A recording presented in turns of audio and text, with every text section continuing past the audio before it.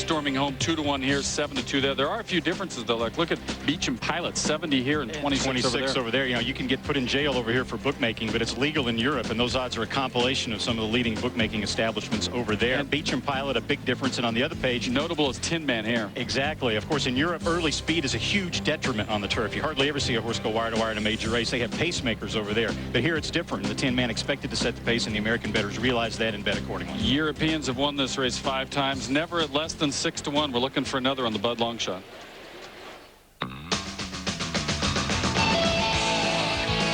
I'm Brian Meehan, the trainer of Kayatur, your Budweiser long shot. Hi, I'm Wendy McNally, and this is Kay Tours, and I'm his groom. Well, she's looked after the horse for a long time. They're very close. Last Christmas, I was diagnosed with leukemia, acute myeloid leukemia. I spent 6 months in hospital, and it was this horse that gave me the will to carry on. I've always had a special relationship with him. In my hospital room, I had pictures, and all I would talk about to my doctor was, you know, I've got to get out with this horse. It was something for her to aim at, you know, when she was ill, that she knew she could come back to look after him, and we always had the Arlington Million as a target, so it was a target for her, I think. He's progressive, he's improving. He's the ideal middle distance horse, mile 2. He's bred to go on the grass in America. He's bred to go left-handed. He's just the ideal horse for the race, I think. It'd be great for the team if the Budweiser long shot came up, especially for Wendy coming out back after her illness. Well, Randy, that's a nice enough story that it doesn't really need completion by winning a mere horse race. But Kayatur has been dismissed before and come through, as mentioned, 100-1 last out and finished 3rd. Nice Arlington Million sign there, by the way. There you see Kayatur, and again, as Janine said in the paddock, he gets very nervous, very sweaty. You can just kind of forget about that. It's not going to impact the way he runs at all, they say. All right, next we're looking at the 3 at 16-1 current odds, and Paulina, the German, 6th last year in this very race, beaten by just a half length. Remember, all those animals were at the wire together. Now, there's a racehorse there. If this was a bench press competition, it'd be absolutely no contest. Paolini, big, strong, good-looking horse. He's traveled all over the world, still holding his weight well. He's competed against the best horses everywhere. And last year, of course, you remember the trouble that he had in through the stretch run with Andreas Zubrich aboard then. Beaten only a half length in the race, and he was pretty much bottled up through the lane. You can't just definitively say that he would have won the race with a clean trip, because you see Zubrich is still able to ride him somewhat, but obviously his progress was hampered just a bit there by all the traffic in front of him. He's been everywhere, running all these million-dollar races. And piling up money. $2.4 million earned. That's second in this race to Suleimani. So the seconds and thirds do add up. He hasn't won a race since June of 2001. The Tin Man racing from the 10 spot here.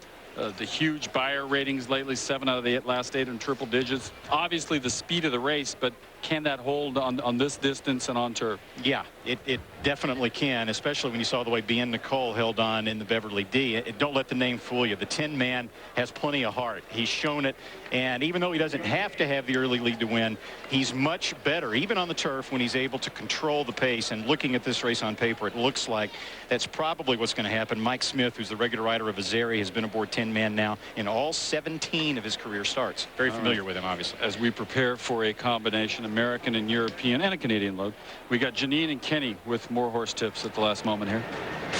And Kenny, the Canadians have not yet won this race, but trainer Roger Attfield is looking to change that today with Perfect Soul. Roger Attfield, 5-time champion trainer in Canada. And this horse, Perfect Soul, number 5, began his training at 2 with Bob Baffert, but did not make it to the races. He had shin problems. He actually fractured his cannon bone. He has screws in his right front leg. Roger Attfield got him at the beginning of last year, and that's when he made his debut. Now, he races in special shoes, special spider shoes, because he has very flat, very tender feet. And Roger believes that Perfect Soul is at his best distance today, 1.25 miles, and compares him favorably to With Approval, his Triple Crown winner, who he ran second in this very race with in 1990. And Randy, to answer your question from earlier, the Europeans looked very composed and very confident today. But Kenny Rice, I know you have an opinion in here. Well, trainer Alain de Royer Dupree also looked very calm. He is the trainer of the number 2, Vangelis, and he is also the trainer of the number 3 horse in the world, Dalakani, who's his star. But Vangelis is here today. He has won the American equivalent of $63,000 in his career, coming off a Group 3 win. If he wins, or at least gets 4th place today, he gets at least $50,000, and he has one of the top young jockeys in Europe, Christophe Soumillon, who is aboard, and that is one of the reasons I think some people may take a look at Vangelis, just because Soumillon is such a great rider, may be the next star over there. But Vangelis is a long shot here and in Europe as we looked at the odds, Kenny. Randy, do you think the one is any problem for Suleimani here with this much ground to cover? It's not the best post position. You can see the kind of bend they have to come around once they leave the starting gate and go down the home stretch at Arlington. So it's not the best post position for Suleimani at all. No. All right, you were praised recently in print for not making selections before the race. Who do you like? Storming Home. I like a Storming Home, the 10-man exact. I'll get Storming Home, Paolini. Here we go. John For G. Beecham Dooley, Pilot. the caller. Olden Times will be last of the 13. One more. Ken DeSormo and Olden Times. Last of the 13. This international field in the gate.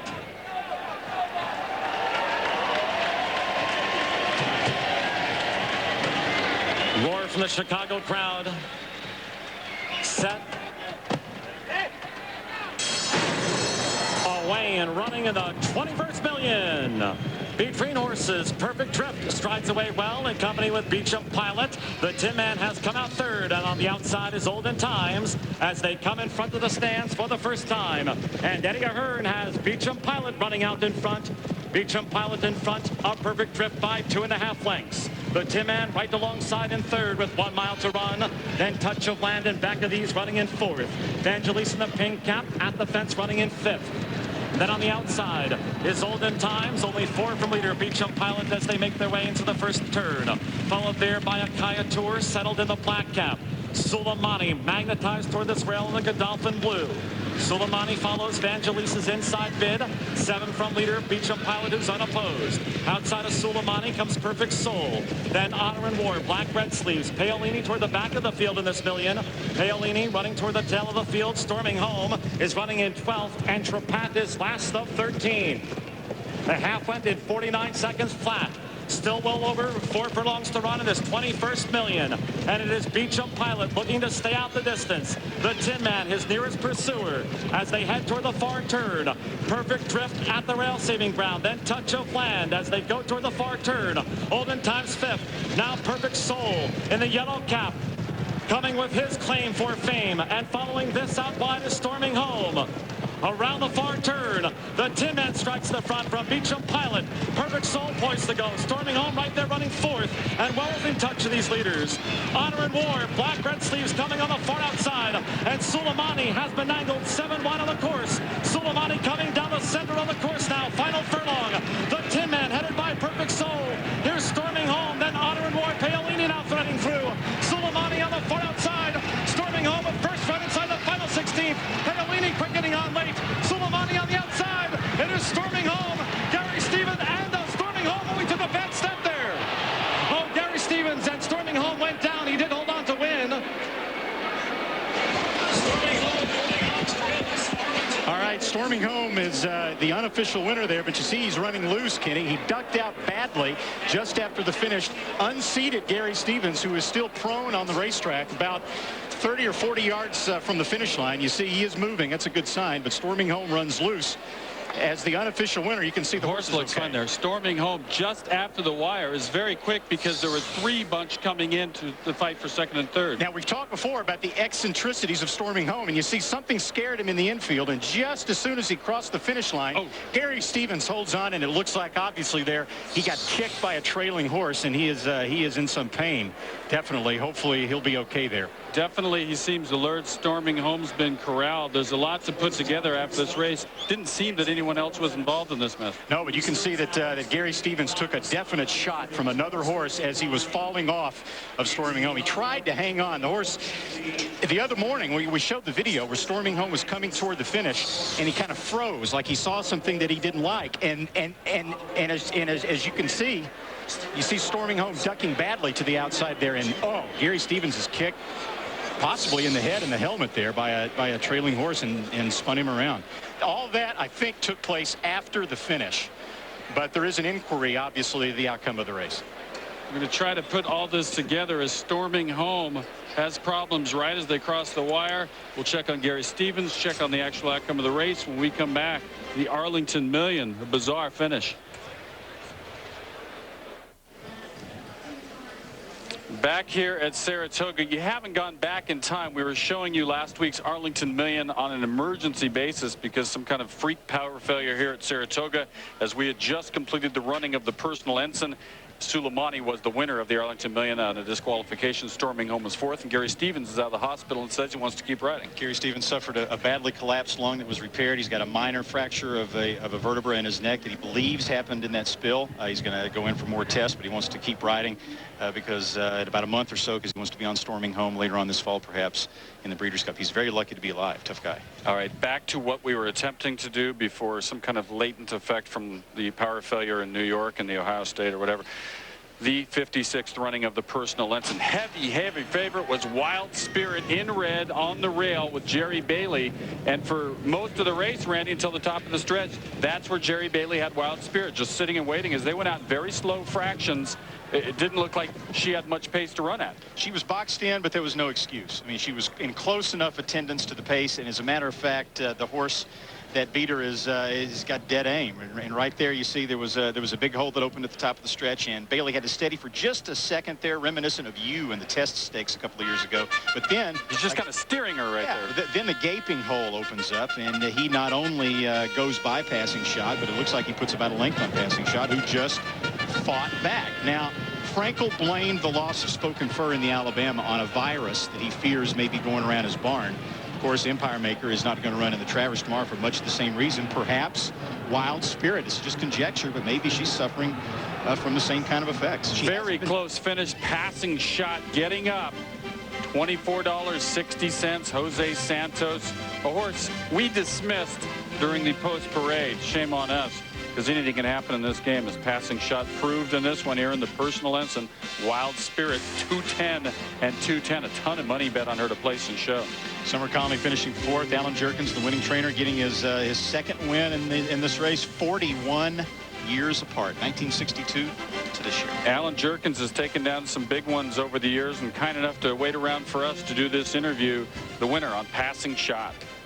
That's right. Kenny and his owner Joseph Shields is here, and this is capping off a tremendous week for the team of Shields and Jerkins, as they of course took the upset over Volponi last weekend in the Saratoga Breeders' Cup with their Puzzlement, and they've been longtime associates for about 35 years now. And these type of wins, Alan Jerkins, they never get old, do they? No, this is something special. You know, the fillies come around lately in the last couple of months, and it's very surprising and gratifying. She's such a nice bred filly and such a generous, hard-working filly that, you know, we're glad that she could do something like this. Does it seem to you that she seems to be getting better with age? She's a 4-year-old now. She had been running in allowance races, and you said at this time last year you didn't think she had grade 1 potential. Well, she took a long time to even win her third race, and we were, you know, pretty disappointed because she bred so well and her mother was so good. And then just the last couple of months and everything, she seems like I started working on harder. I took a chance, and, you know, most fillies won't take it, but she has, and so far it's been lucky. Well, a very, very nice job, nice training job. And Mr. Shields, you said this is one of the biggest thrills you have felt in quite a while. I know Puzzlement was last weekend, but why this filly so special? This is a very sweet filly. I had her mother. We bred her, and because of Alan. Alan's an old friend, and Jose did a great job. And everybody back at that barn, I mean, all those guys are terrific. It's a thrill. Now, when you saw the hole open up on the rail for Wild Spirit to sneak through there, I'm sure your heart skipped a couple of beats. Take me through that. Well, it didn't skip. I mean, it's a question down the lane if she's going to get competitive. And I had every confidence that she would fight and she could get the distance. She's just that kind of a filly.